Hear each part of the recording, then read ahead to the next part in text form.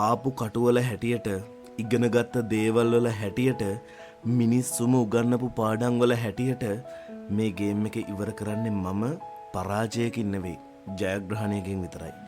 කාගෙන්වත් ඇරියස් cover කරගන්නවත් කාගෙන්වත් පලිගන්නවත් නෙවෙයි මම මේක දිනන්නේ.